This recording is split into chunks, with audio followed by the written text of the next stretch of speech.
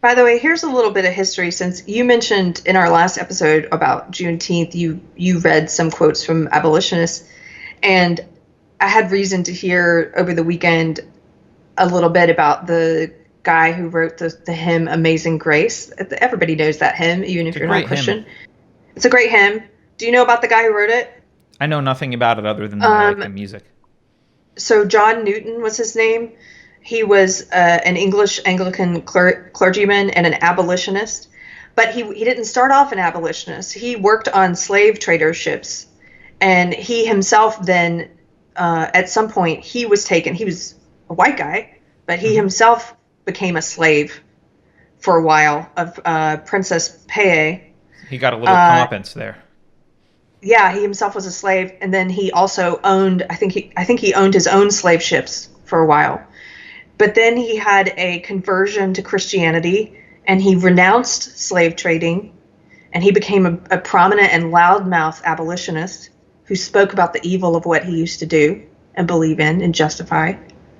Anyway, if you guys, I didn't Mm. know the history of the guy who wrote that song, Amazing Grace, so I thought it was pretty cool if you guys want to read about someone.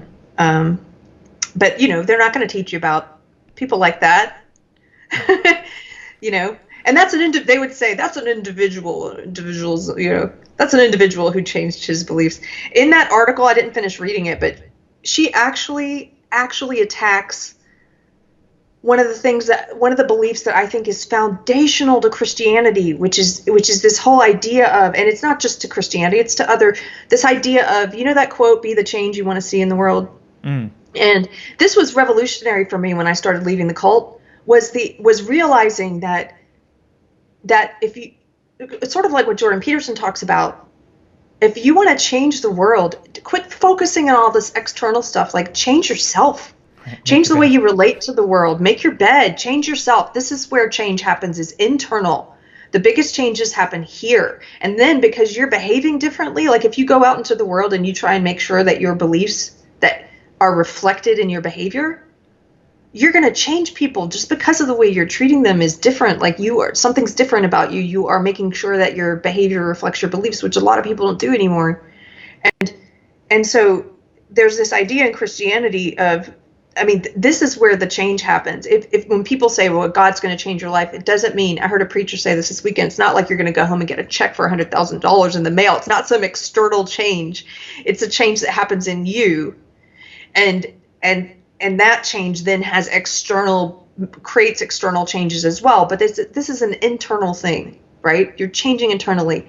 She mocks in this piece the idea of racial reconciliation, of the power of individuals to create change just by treating people better and treating people as individuals. She mocks this.